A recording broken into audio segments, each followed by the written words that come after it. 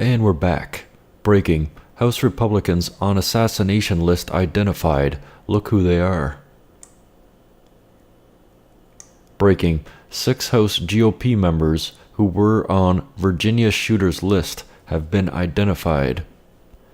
Apparently it has nothing to do with the MSM or celebrities or rappers pushing for violence against the right. That has nothing to do with it, right? Well, let's take a look anyway.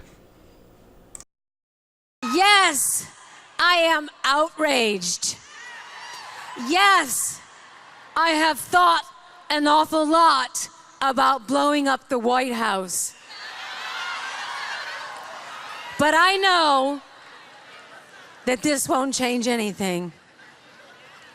We cannot fall into despair. As the poet W.H. Auden once wrote on the eve of World War II, we must love one another or die. Rotate a little bit this way, other way, other way, other way. That's it right there, pull it up.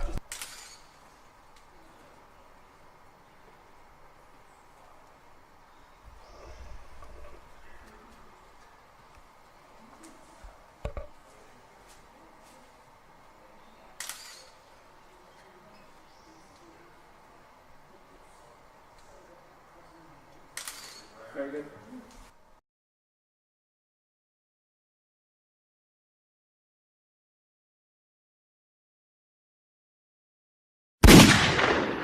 Fuck Donald Trump. Fuck Donald Trump.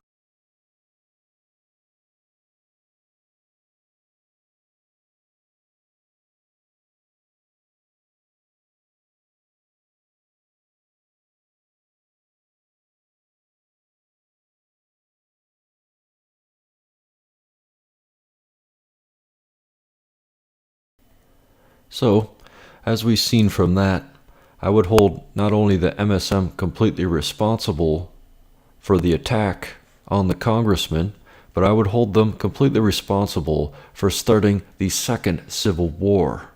This is as real a war as it's ever going to get, and things like this have not happened since Abraham Lincoln was in power. Uh-oh, Democrat being asked to resign, and you'll never guess why. A Nebraska Democrat official is being asked to resign after saying that GOP congressman crying on TV is so funny following the shooting in Virginia. From the Gateway Pundit, Chelsea Gentry-Tipton of Omaha refuses to resign as chairwoman of the party's Black Caucus, claiming her Facebook post she made after GOP members were gunned down by left-wing radical were taken out of context. So by saying it's funny that people got shot, I could see how that could be easily taken out of context, right? Wrong. Gentry-Tipton said in a Facebook post, watching the congressman crying on TV live about the trauma they experienced. Why is this so funny though? This is the left, folks. They are vile creatures with zero value for human life. And so true it is.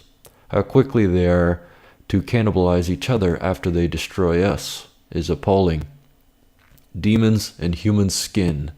Omaha World Herald reports the Nebraska Party's leadership asked Gentry-Tipton to step down Wednesday, several hours after she wrote in a Facebook thread about the shooting in Alexandria, Virginia, watching the congressman crying on live TV about the trauma they experienced. Later in the same thread, she stated, the very people that push pro-NRA legislation and efforts to pad their pockets with complete disregard for human life.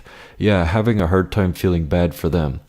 Well, maybe this woman should tell us how many people would have actually been killed or shot on top of the fact had there not been guns to defend the innocent. In a separate Facebook post, Gentry-Tipton refused at this point to resign. Of course, Gentry-Tipton turned herself into a victim with a follow-up Facebook post saying, as a victim of gun violence, I understand that today's events are deeply troubling. Then she brought up gun violence affecting the black community. So of course she's going to spin it around, because as times have gone on, as instances have gone on, time and time again, a lot of the leaders of the quote-unquote Black Caucus are actually black supremacists.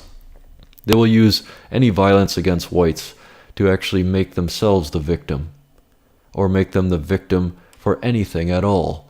That's the only thing they can do. They can't argue. They have no facts. They have the victim and the race card, and I'd say that's about it. Breaking. The verdict is in. Officer found not guilty on all counts. Just in, Officer Geronimo Yanez found not guilty on all counts in 2016 shooting death of motorist Philando Castile. And in case you forgot the video, here it is. We got pulled over for a busted tail light in the back, and the police, he's covered. He killed my boyfriend. He's licensed. He's licensed to carry. He was trying to get out his ID and his wallet out his pocket, and he let the officer know that he had a firearm and he was reaching for his wallet, and the officer just shot him in his arm.